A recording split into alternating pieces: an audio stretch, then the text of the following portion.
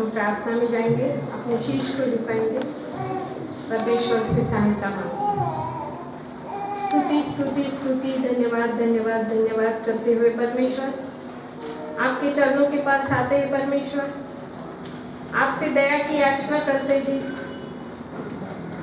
क्योंकि परमेश्वर केवल आपके अनुग्रह से और केवल दया से हम यहाँ तक सुरक्षित है। परमेश्वर आज विशेषकर मैं मांगती हूँ परमेश्वर, आपके पवित्र वचन में से मैं बोलने जा रही हूँ परमेश्वर, लेकिन मैं नहीं, लेकिन मेरे जीवा द्वारा आप बोलिए, ऐसे मैं आपसे विनती करती हूँ।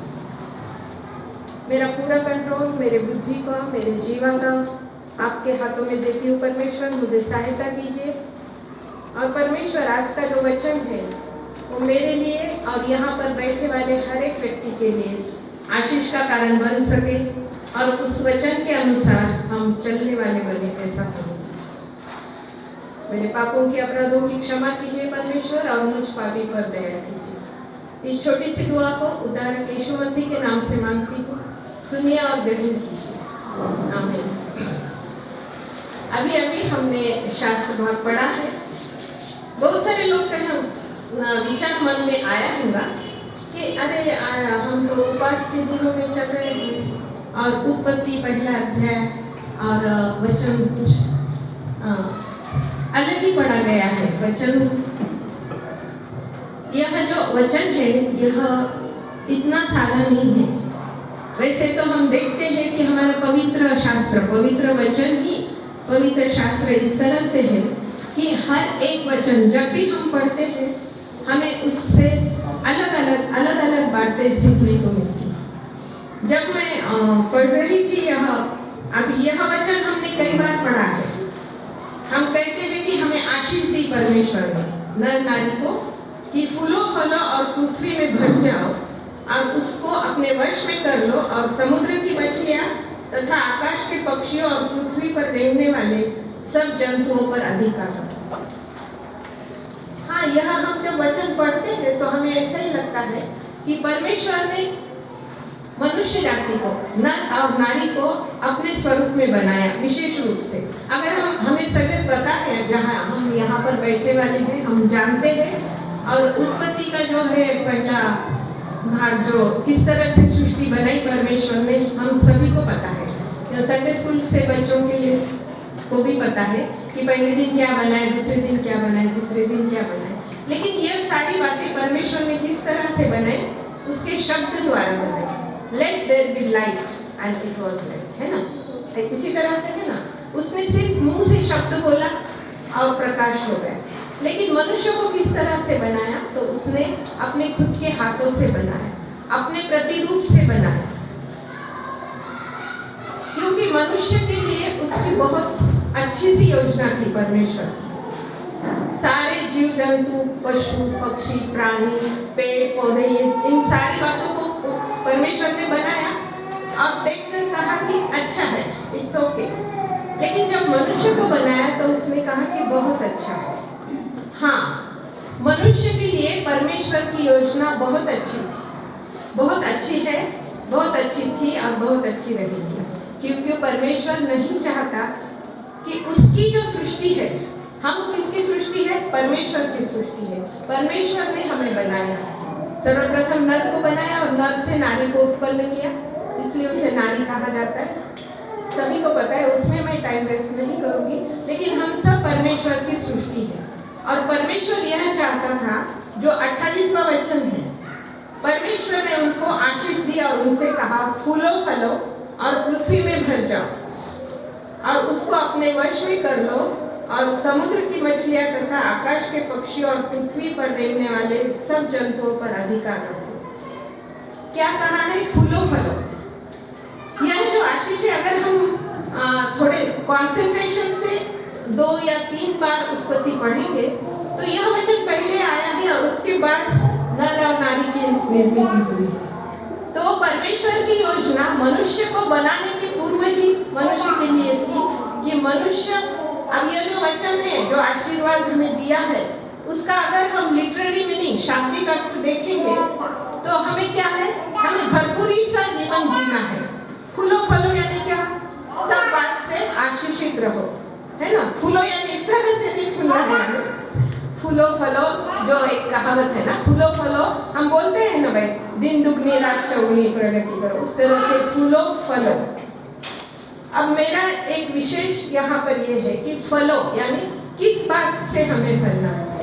अगर हम इसके आगे देखेंगे, आदम और हवा की निर्मित परमेश्वर ने की और उसने कहा कि बहुत अच्छा, और उन दोनों को कहा सारी बातों पर आपका अधिकार है, आप जो चाहे फल खा सकते हो, जहाँ चाहे जा सकते हो, जस्ट लाइक चिल्ड्रन दे गए, है ना।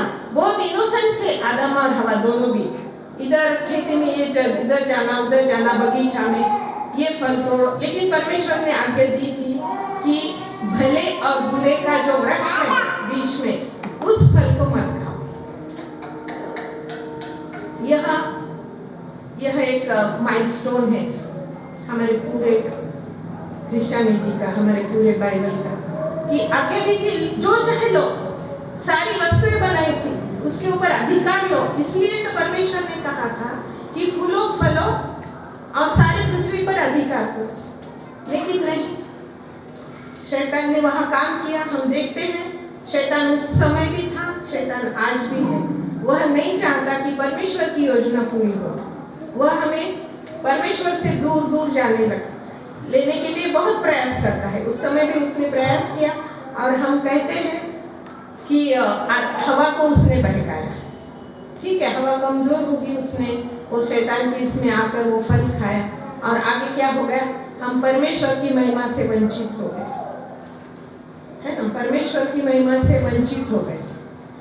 लेकिन परमेश्वर को यह पसंद नहीं था कि मनुष्य का ह्रास होए, मनुष्य का नाश होए। हमने देखा है यह योजना परमेश्वर ने बहुत अच्छी तरह से बनाई थी मनुष्य और नर नारी को।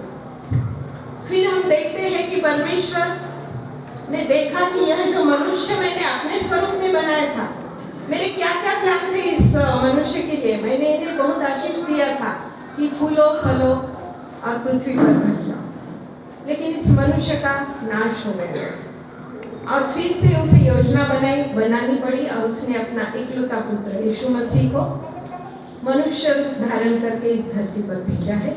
और हम देखते हैं नए नियम में यीशु मसीह ने भी यही कहा है।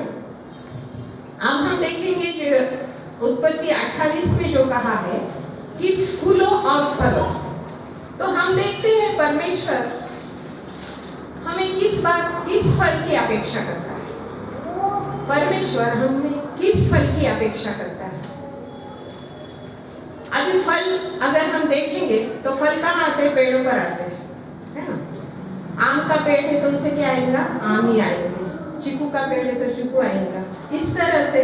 और यह साइंस तो प्रूव किया है, लेकिन साइंस से पहले हमारे वचन में यह कहा गया है। अगर आप निकालोगे मत्ती इसका 7वां अध्याय और 17वां वचन, कोई भी पढ़े मेरे लिए। मैं आज वचन ज़्यादा पढ़ने के लिए कहूँगी, मेरे मन से ज़्यादा नहीं बोलूँगी, लेकिन वचनों का रेफरेंस देकर आज का संदेश में देना चाहूँगी। मत्ती 7:17। इसी प्रकार हर एक अच्छा पेड़ अच्छा फल लाता है। इसी प्रकार हर एक अच्छा पेड़ अच्छा फल लाता है, और निकम्मा पेड़ बुरा फल लाता है। अच्छा पेड़ अच्छा ही फल लाता है। और हिंदी में एक कहावत है कि बोए बीज बबूल का फल कहाँ से पाओगे, है ना। अगर हम बबूल के बीज बोएंगे तो हम उससे फल की अपेक्षा कर सकते हैं क्या, नहीं। उसी तरह से फल अगर हमारे जीवन में लाना है, यह तो आशीर्वचन परमेश्वर ने दिया है, यह तो पूरा होना ही है, क्योंकि परमेश्वर का वचन कभी भी खाली नहीं जाता। अब हम देखेंगे कि परमेश्वर ने जो हमें आशीष दी है फल देने के लिए, ब्लेसिंग्स दी है, उस फल को हम कैसे इस संसार में ला सकते हैं। इस संसार में हम उस फल को किस प्रकार से ला सकते हैं, हम वचनों के द्वारा ही देखेंगे। निकालिए यूहन्ना इसका 15वां अध्याय और 1 से 11। यूहन्ना इसका 15वां अध्याय 1 से 11। सच्ची दाखलता मैं हूँ और मेरा पिता किसान है। 1 से 11। जो डाली मुझ में है और नहीं फलती, उसे वह काट डालता है, और जो फलती है उसे वह छांटता है ताकि और फले। तुम तो उस वचन के कारण जो मैंने तुमसे कहा है शुद्ध हो। तुम मुझ में बने रहो और मैं तुम में। जैसे डाली यदि दाखलता में बनी न रहे तो अपने आप से नहीं फल सकती, वैसे ही तुम भी यदि मुझ में बने रहो तो नहीं फल न बने रहो तो नहीं फल सकते। मैं दाखलता हूँ, तुम डालियाँ हो। जो मुझ में बना रहता है और मैं उनमें, वह बहुत फलता है, क्योंकि मुझसे अलग होकर तुम कुछ भी नहीं कर सकते। यदि कोई मुझ में बना न रहे तो वह डाली के समान फेंक दिया जाता और सूख जाता है, और लोग उन्हें बटोरकर आग में झोंक देते हैं और वे जल जाती है। यदि तुम मुझ में बने रहो और मेरा वचन तुम में बना रहे तो जो चाहो मांगो और वह तुम्हारे लिए हो जाएगा।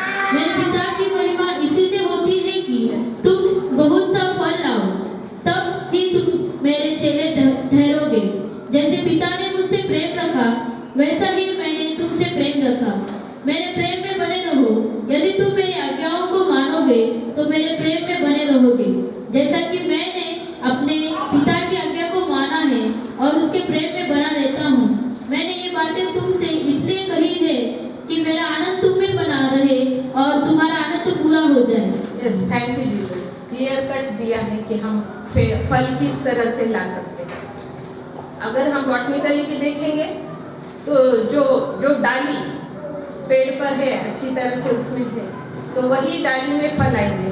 एक डाली काट कर अगर बाहर रख दी जाए और हम उसको पानी भी डालते गए तो उसको फल आएंगे क्या? नहीं। उसी तरह से वचन स्पष्ट रूप से कहता है कि हमें क्या करना, सच्ची दाखलता मैं हूँ और मेरा पिता किसान है। सच्ची दाखलता मैं हूँ यानी कौन है यहाँ? यीशु मसीह। और सच्चा मेरा पिता किसान है, वो उसके पिता का भी यहाँ रेफरेंस देता है। और जो डाली मुझ में है और नहीं फलती उसे वह काट डालता है, और जो फलती है उसे छांटता है ताकि और फले। It is very important. यह बहुत महत्वपूर्ण है कि जो डाली मुझ में है और नहीं फलती। अब हम देखेंगे यहाँ 2-3 प्रकार दिए हैं कि मुझ में तो है।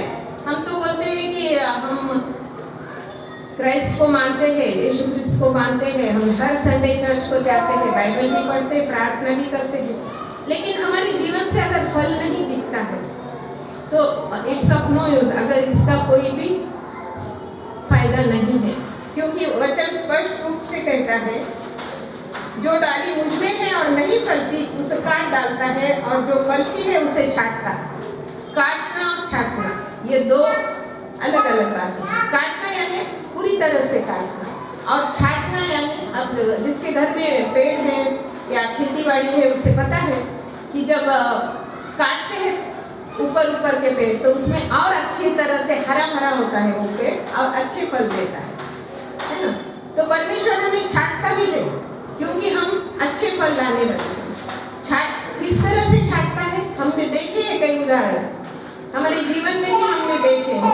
बहुत सारी परीक्षाएं लाती हैं, परीक्षाओं में तुम किस तरह से परमेश्वर को क्या बोलते नहीं है। मैंने तो पूरे 40 दिन के उपवास किए लेकिन मेरे प्रेयर का आंसर ही नहीं मिला, इस तरह से हम बोलते हैं ना। फिर कभी बोलते हैं, अभी देखा है हमने परसों 2 दिन से नीमा मिस को चर्च संदेश देने के लिए आ रही थी और यह परीक्षा थी उसकी। जिस तरह से यीशु मसीह की भी परीक्षा हो गई शैतान द्वारा, उस तरह से नीमा को भी शैतान हराना चाहता था कि वो बेटी घर वापस जाए, वचन को न लाए। उसके पैर को बहुत ज़्यादा मार लगाया, हाथ को भी लगाया, लेकिन उसने कुछ ना कहते हुए चुपचाप चर्च को आई और उसने अपना संदेश पूरा किया। शैतान की यह इतनी सारी कृतियाँ हैं कि हम एक अगर आप खुद को भी आत्म परीक्षण करें कि मेरे जीवन में किस तरह से लगा। अभी मैं अगर बोलूँ मेरे घर में इतने प्रॉब्लम्स हैं बहुत। अब जैसा अपना उपवास शुरू हो गया, दूसरे या तीसरे दिन से प्रॉब्लम शुरू हो गए। मेरे बहू के पिताजी बहुत क्रिटिकल कंडीशन में है, एडमिट है, और जस्ट लाइक कोमा या अनकॉन्शियस कंडीशन में, और वो अब उसके पिताजी होने से वहाँ गए। ज्ञान माता के एग्जाम चल रहे हैं, 2 बच्चे मेरे पास। मैं ये नहीं कह सकती कि मैं चर्च में कैसा आऊँगी और कैसी तैयारी करूंगी? मैंने कहा नहीं, शैतान कुछ क्यों नहीं करता, लेकिन मैं चर्च जाना नहीं छोड़ूंगी और वचन में से जैसा भी हो मैं बोलूंगी, क्योंकि वचन वचन है, परमेश्वरी वचन है, जो मैं नहीं लेकिन परमेश्वर मेरे द्वारा। तो इस तरह से शैतान हमें क्या करता है, परीक्षा में डालता है, और वो नहीं चाहता कि हम उसके परमेश्वर के साथ बने रहे और फल देने वाले बने। क्योंकि क्या होता है, हम देखेंगे फल देने से क्या होता है,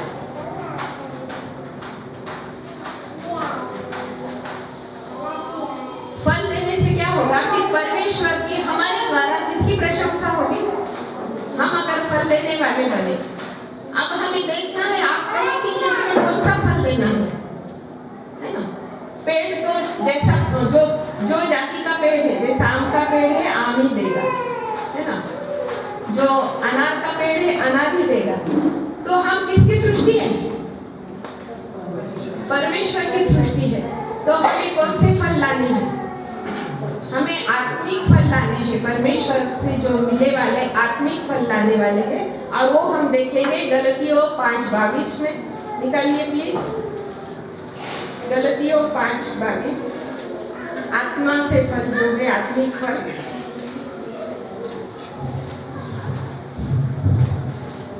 और आत्मा का फल प्रेम, आनंद, शांति, धीरज, कृपा, भलाई, विश्वास, नम्रता और संयम है। ऐसे ऐसे कामों के विरोध में कोई भी व्यवस्था नहीं। यस, आत्मा के फल, ये फल हमें लाने हैं। क्लियर कट यहाँ पर लिखा है। उत्पत्ति 1:28 में जो फलों की अपेक्षा कर रहा है परमेश्वर, वह फल हमें गलतियों 5:22 में क्लियर कट लिखी है कि हमें कौन से फल लाने हैं। सबसे पहले हम देखेंगे आत्मा के फल। प्रेम, प्रेम सबसे महत्वपूर्ण है, क्योंकि प्रेम ही परमेश्वर है ना। God is love. हम सबसे छोटे बच्चों को जब बातें करना सीखता है, पहला वचन सिखाते हैं गॉड इज लव। परमेश्वर ही प्रेम है। अगर हमारे अंदर प्रेम नहीं है तो हम क्या है? 1 Corinthians 13 खनखनाती झांझ के समान है। और प्रेम के बारे में करंथियों की पहली पत्री अगर हम पढ़ेंगे 13वां अध्याय, प्लीज पढ़िए। पहला कुरिन्थियों 13 अध्याय। हाँ, एक से पहले प्रेम का बहुत सुंदर से वर्णन है, किस प्रकार प्रेम होता है। प्रेम सबसे उत्तम मार्ग। यदि मैं मनुष्यों और स्वर्गदूतों की बोलियां बोलूं और प्रेम न रखूं, तो मैं ठनठनाता हुआ पीतल और झनझनाती हुई झांझ हूं। और यदि मैं भविष्यवाणी कर सकूं और सब भेदों और सब प्रकार के ज्ञान को समझूं, और मुझे यहाँ तक पूरा विश्वास हो कि मैं पहाड़ों को हटा दूं, परंतु प्रेम न रखूं, तो मैं कुछ भी नहीं। यदि मैं अपनी संपूर्ण संपत्ति कंगालों को खिला दूं या अपनी देह जलाने के लिए दे दूं और प्रेम न रखूं, तो मुझे कुछ भी लाभ नहीं। प्रेम धीरजवंत है और कृपालु है। प्रेम डाह नहीं करता, प्रेम अपनी बड़ाई नहीं करता और फूलता नहीं। वह अवृद्धि नहीं चलता, वह अपनी भलाई नहीं चाहता, झुंझलाता नहीं, बुरा नहीं मानता, कुकर्म से आनंदित नहीं होता, परंतु सत्य से आनंदित होता है। वह सब बातें सह लेता है, सब बातों की प्रतीति करता है, सब बातों की आशा रखता है, सब बातों में धीरज धरता है। प्रेम कभी टलता नहीं। भविष्यवाणियां हो तो समाप्त हो जाएगी, भाषाएं हो तो जाती रहेगी, ज्ञान हो तो मिट जाएगा, क्योंकि हमारा ज्ञान अधूरा है और हमारी भविष्यवाणी अधूरी। परंतु जब सर्वसिद्ध आएगा तो अधूरा मिट जाएगा। जब मैं बालक था तो मैं बालकों के समान बोलता था, बालकों का सा सब मन था, बालकों की सी समझ थी, परंतु जब सियाना हो गया तो बालकों की बातें छोड़ दी। अभी हमें दर्पण में धुंधला सा दिखाई देता है, परंतु उस समय आमने सामने देखेंगे। इस समय मेरा ज्ञान अधूरा है, परंतु उस समय से ऐसी पूरी रीति से पहचानूंगा जैसा मैं ही पहचाना गया हूँ। पर अब विश्वास, आशा, प्रेम ये तीनों स्थायी है, पर इनमें सबसे बड़ा प्रेम है। वचन पढ़ा है क्लियर कट। सभी ने पढ़ा है और घर जाकर भी पढ़े, हमने कई बार पढ़ा है ये वचन, कई बार पढ़ा है। इसमें साफ साफ यह लिखा है कि प्रेम सर्वश्रेष्ठ है। आशा, विश्वास और प्रीति, और इसमें प्रेम प्रीति सर्वश्रेष्ठ है, क्योंकि प्रेम के सारे क्वालिटीज यहाँ बताए गए हैं। अगर हमारे अंदर प्रेम है तो हम क्या करते हैं? प्रेम क्या करता है? सारी बुराइयों को ढक देता है ना। और अगर प्रेम नहीं है तो हम छोटी छोटी भी गलतियां निकालते हैं। उदाहरण के तौर पर हमारे बच्चों पे हमको बहुत प्रेम रहता है ना। बच्चों ने गलती भी करे तो हम करने नहीं, छोटा है अभी वो करता है, और वही दूसरे बच्चों ने कुछ करता है, देखो ना उसने ऐसा किया। ये डिफरेंस है प्रेम में। अगर प्रेम है तो हम सारी गलतियां उसकी माफ करते हैं। इसलिए हमारे अंदर अगर प्रेम है, यह आत्मा का फल है। और प्रेम यह महत्वपूर्ण इसलिए है कि अगर यूहन्ना 3:16 हम पढ़ेंगे तो परमेश्वर ने जगत से ऐसा प्रेम किया कि उसने अपना एकलौता पुत्र दिया, ताकि जो कोई इस पर विश्वास करे वह नाश न होवे लेकिन अनंत जीवन पाए। तो ये सारी जो बातें हो गई है, पूरा जो बाइबल हम पढ़ते हैं वो किस कारण से हुआ है? प्रेम के कारण से हुआ है, क्योंकि परमेश्वर ने प्रेम किया। हमने देखा है पुराने नियम में मनुष्य क्या हो गया था? परमेश्वर की महिमा से वंचित हो गया था, और परमेश्वर नहीं चाहता था कि मेरे मनुष्य जो मैंने उसे निर्माण किया है उसका नाश न हो, लेकिन वह अनंत जीवन पाए, क्योंकि वो पिता था। हमने गलतियां की, मनुष्य ने कितनी सारी गलतियां की, फिर भी उसने क्या किया? अपना एकलौता पुत्र दे दिया और उसका लहू बहाया। हम मेरे लिए और आपके लिए, हम सभी मनुष्य के लिए उसके पुत्र का लहू बहाकर हमें क्या दिया है? अनंत जीवन दिया है। यह केवल प्रेम के खातिर हुआ है। इसलिए कहा गया है कि प्रेम ही परमेश्वर है। और इसलिए हमें जो आत्मा के गुण है, प्रेम, आनंद, शांति, धीरज, मैं कहती हूँ अगर हमारे अंदर प्रेम है तो हमारे अंदर आनंद ऑटोमेटिक आ जाएगा, क्योंकि हम किसी को बैर नहीं करेंगे, किसी को झगड़े नहीं करेंगे, अशांति नहीं रहेंगे। प्रेम रहा तो सारा सुकून से रहेगा। वहाँ प्रेम रहा तो धीरज भी रहता है। हम फोन करते हैं बच्चों को, कब आने वाला? हाँ अभी आ रहा हूँ। हम राह देखते हैं ना, 1 घंटा भी राह देखते हैं, 2 घंटे भी राह, धीरज से लेते हैं ना बच्चों को। ये सब बातें क्यों होती है? उसके बेस में प्रेम रहा तो ये सारी जो आत्मा की फल है वह ऑटोमेटिक आती है। ये आपका भी अनुभव होगा, मेरा भी अनुभव है, और यह वचन है, वचन सत्य रहता है, वचन कभी भी न टलने वाला है। इसलिए हमें कौन सा फल लाना है अभी हमें क्लियर कट हो गया। अभी हम देखेंगे कि हमें चेतावनी भी दी है। यूहन्ना 15:6 प्लीज पढ़िए। यूहन्ना 15:6।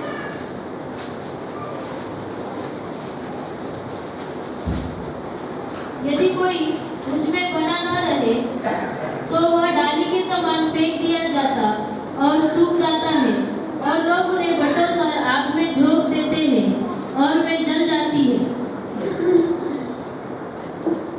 जैसा हम अगर परमेश्वर में बने रहेंगे, उसने कहा कि मैं दाग करता हूँ, आप मेरे डालिया हो, तो आप फूलोगे, फलोगे, और उस फल को देखकर परमेश्वर का गौरव होगा। हमारे अंदर अगर प्रेम, आनंद, शांति, यह आत्मा के फल होंगे तो हमारे द्वारा किसका गौरव होगा? हमारा नहीं होगा। लेकिन लोग क्या कहेंगे? अरे ये कौन लोग है, कितना प्रेम है इसके अंदर, है ना? यह देखकर परमेश्वर पिता का गौरव होगा। और उसी तरह से चेतावनी भी मिली है, पढ़िए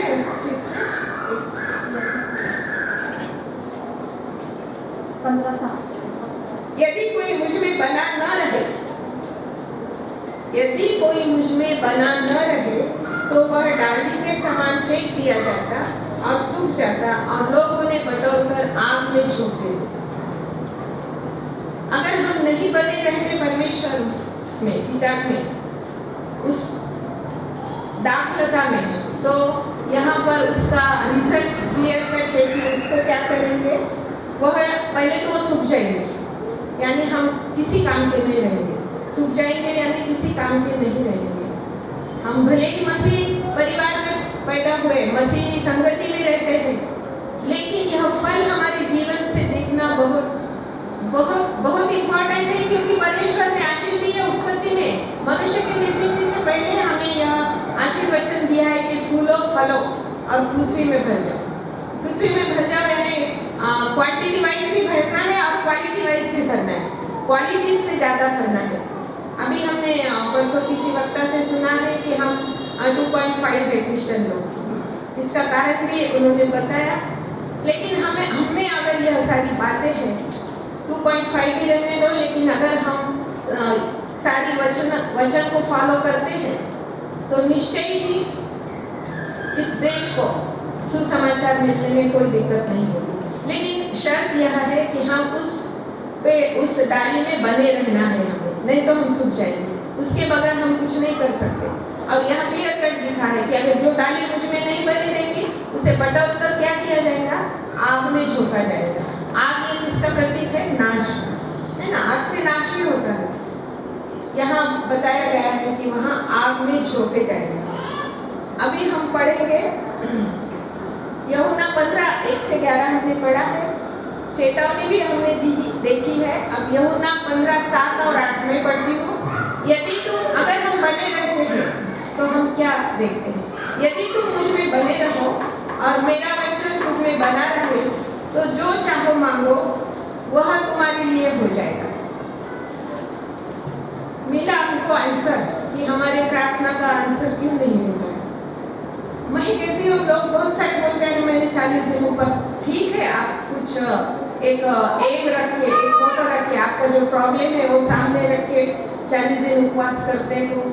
मैं भी करती थी, सभी करते हैं। लेकिन यह बात नहीं है कि वो कुछ अपना ATM कार्ड नहीं है कि हमने उपवास किए और झट उसमें से आंसर आ गया। हमें वचन भी तो फॉलो करना है। और उपवास यह बहुत कठिन विषय है। उपवास के बारे में वो अलग विषय है, उसके बारे में मैं अभी नहीं बोलूँगी। हम उपवास करते हैं क्या, परमेश्वर को भाने वाले उपवास करते हैं क्या केवल एक टाइम का खाना बंद कर देते हैं, लेकिन जो बातें हमारी सांसारिक है चर्च से उतरते ही हम फिर से शुरू होते हैं हमारी पुरानी जिंदगी में। इस तरह का उपवास परमेश्वर को अपेक्षित नहीं है। इसलिए वो कहता है यदि तुम मुझ में बने रहो और मेरा वचन तुम में बना रहे तो जो चाहो मांगो वह तुम्हारे लिए हो जाएगा। कितना ईजी है। हमें क्या करना है, परमेश्वर में बने रहना है। हमारा ही फायदा है इसमें, जो चाहे जो मांगे हम उससे हमें मिलता है। मेरे पिता की महिमा इसी से होती है कि तुम बहुत सा फल लाओ, तब भी तुम मेरे चेले ठहराओगे। सिर्फ चर्च में आने से और एक क्रिश्चियन नाम लगाने से या गले में क्रॉस लगाने से हम क्रिश्चियन नहीं होते। तो किस तरह से होते, वचन कहता है मेरे पिता की महिमा इसी से होती है तुम बहुत सा फल लाओ तब भी तुम मेरे चेले ठहराओगे। एक ही अपेक्षा करता है परमेश्वर, फल लाओ। हमारे सृष्टि के पूर्व ही उसने हमें आशीष दी है, फल लाओ। यह फल हमें हमारे जीवन के द्वारा लाना है तो ही हम उसके चेले ठहराएंगे। और यह फल हम कब ला सकते हैं, अगर हम उसमें बने रहें। यूहन्ना 15 के अनुसार अगर हम उसमें बने रहेंगे तो ही हम फल लाते हैं। अब हम देखेंगे, अब हम आएंगे हमारे जो लेट सीजन चल रहा है उस सीजन के। मैं कहती हूँ हर साल जितनी हमारी एज है, जब से हमें समझ में आता है उतने सालों से हम यह उपवास के दिन फॉलो कर रहे हैं, है ना। मैं तो केवल 7th-8th में थी जब से मेरे माँ ने कहा था, मैं याद दिलाती हूँ अकॉर्डिंग टू एज हमारा रहता है उपवास। 7th-8th में थी तो मेरी माँ ने कहा था उपवास अगर रखोगे ना तो 10th में अच्छे मार्क्स आते हैं, उपवास रखना जरूरी है। तो जब से उपवास है ना, जो बच्चे रहते हैं फिर तुम मिडिल एज में, यंग एज में आकर तुमको लगता है मेरा अच्छा क्वालिफिकेशन होना चाहिए, मुझे अच्छी पोस्ट मिलना चाहिए, मुझे अच्छी जीवन साथी मिलना चाहिए। ये तुम्हारे उपवास के क्या रहते, एक गोल रहते। करेक्ट है वो, मैं नहीं कहती ऐसा नहीं है। लेकिन केवल खाली मैंने कहा ATM कार्ड के लिए मैंने 40 दिन उपवास किया और मुझे फल मिलना चाहिए, अरे नहीं तो फिर क्या बोलते हैं, नहीं मैंने उपवास किया कुछ फायदा नहीं, मैं आपके साथ नहीं कर रहा। इस तरह से नहीं है। परमेश्वर हमें परख कर देता है और उसे मालूम है कि हमारी जरूरत क्या है।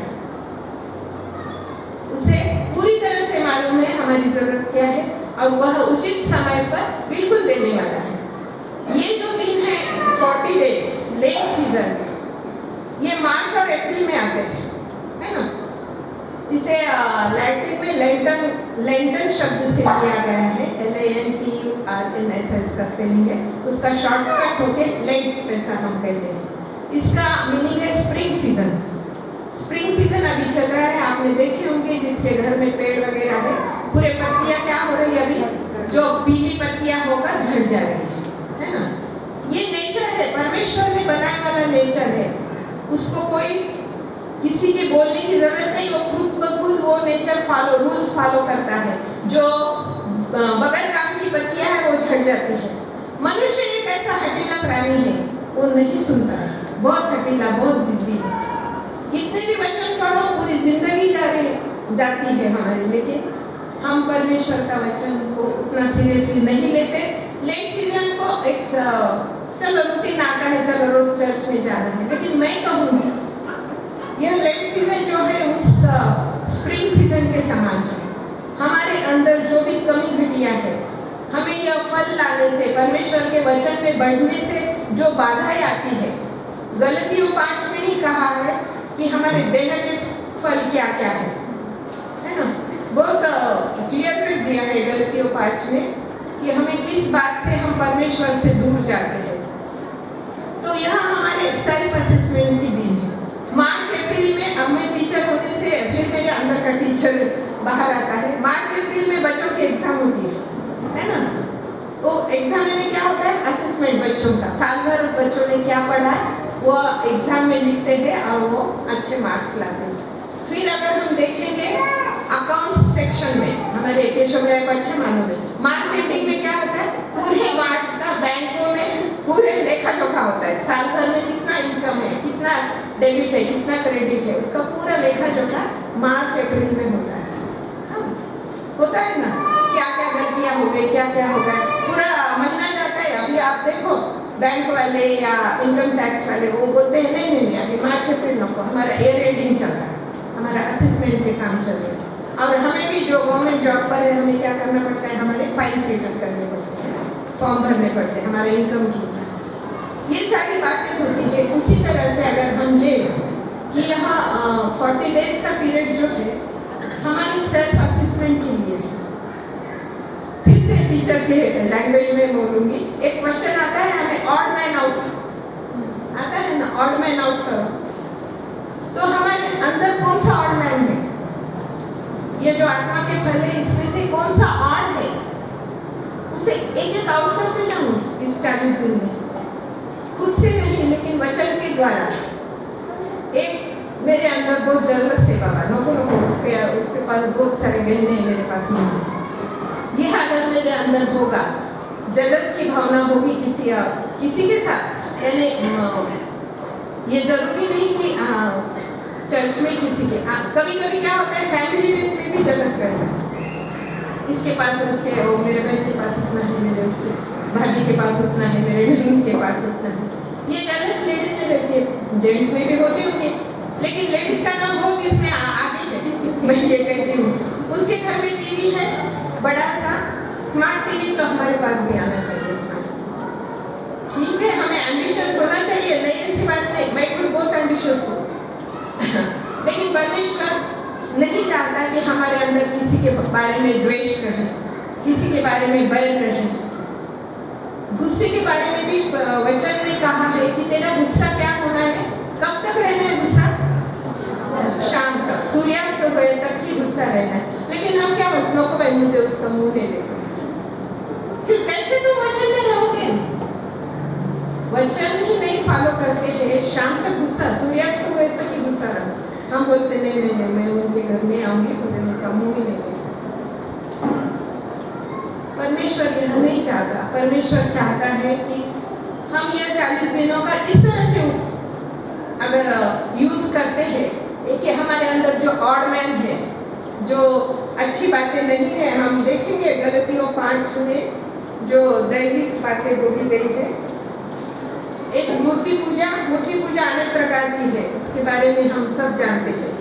मूर्ति पूजा, टोना, बैर, झगड़ा, ईर्ष्या, क्रोध, विरोध, फूट, विधर्म, डाह, मतवालापन, लीला, क्रीड़ा और इनके जैसे और काम उनके विषय में मैं तुमसे पहले से कह देता हूँ, जैसे पहले कह चुका था कि मैं ऐसे ऐसे काम करने वाले परमेश्वर के राज्य के वारिस न होंगे।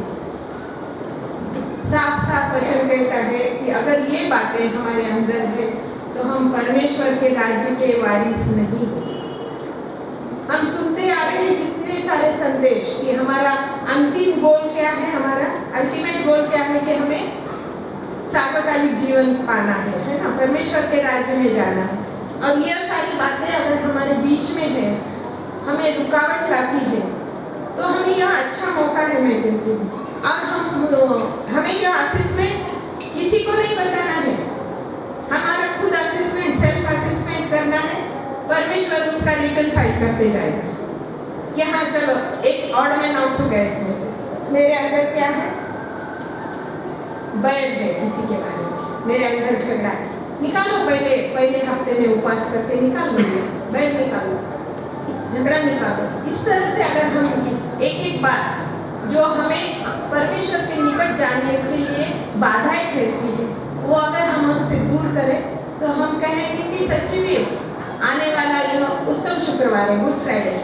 हम खुद कह सकेंगे, हम खुद कहना चाहिए कि नहीं, ये गए साल है ना, मेरे अंदर ये कमी थी, मैं किसी के बारे में बहुत जलस रखती थी, लेकिन अभी ये साल मेरे में वो भावना नहीं है। मैं गए साल बहुत झगड़े करती थी, लेकिन अभी ये साल में झगड़े से दूर हो गए। ये अगर हम खुद का खुद बोले, हमें किसी को नहीं बताना है, सिर्फ गुप्तदर्शी पिता जानता है कि मेरा वीकनेस क्या है और हमें उसे बताना है, उसकी सहायता से ये दूर करना है, वचन की सहायता से। वचन ही परमेश्वर है, हमें वचन में बढ़ना है, हमें वचन में बढ़ना है। ये 40 दिन का उपयोग आप इतना ही करो, वचन में बढ़ते जाओ और अपने जो भी कमी घटिया है उसे एक ऑड मैन आउट के जैसा आउट करते जाओ।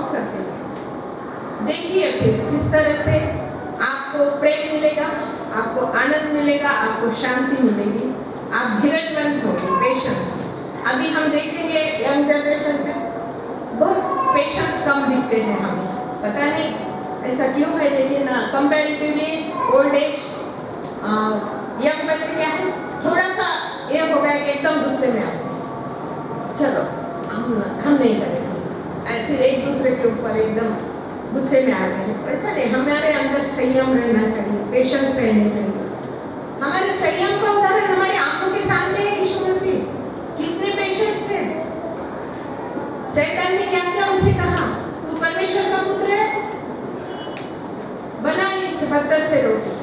ऐसा नहीं कहा हाँ ठीक है, मुझे चैलेंज दे रहा है क्या, बनाता हूँ, ठीक है, धीरे से उत्तर दिया। मनुष्य केवल रोटी से नहीं, लेकिन परमेश्वर के मुख से निकलने वाले हर एक वचन से जीवित है। मैं कहूँगी इस फल के बारे में, यीशु मसीह परमेश्वर हमसे फल चाहता है।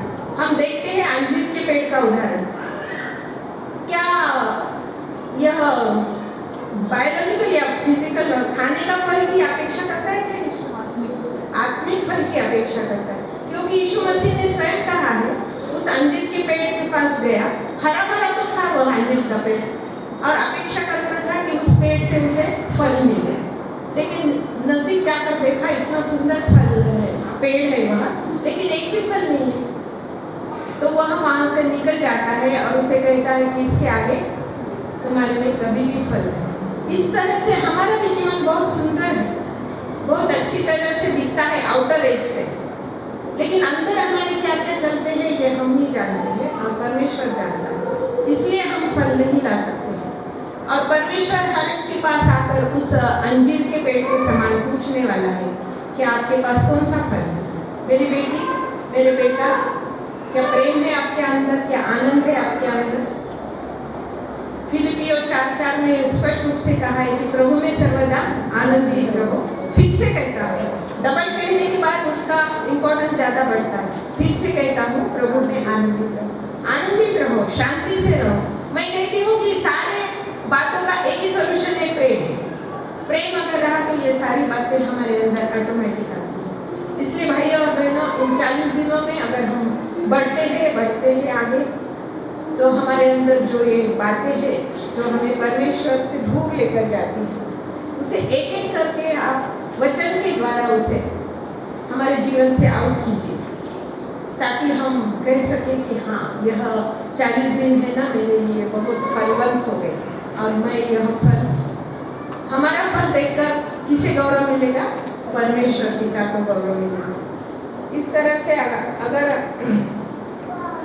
हम देखेंगे लास्ट एक वचन, नीति वचन 10 और 12, नीति वचन 10-12 वचन, एक आखिरी वचन पढ़कर हम बैर से तो झगड़े उत्पन्न होते हैं, परंतु प्रेम से सब अपराध ढक जाते हैं। इसलिए भाइयों और बहनों, यहाँ वचन स्पष्ट कहता है, बैर से तो झगड़े उत्पन्न होते हैं और प्रेम से क्या होता है? सब अपराध ढक जाते हैं। प्रेम और एक हिंदी मुहावरा है, पोथी पढ़ पढ़ भई मुआ, पोथी पढ़ पढ़ भई मुआ, पंडित भया न कोई। 2.5 अक्षर प्रेम का पढ़े जो पंडित हो। पोथी यानी यह ग्रंथ, बाइबल, वचन।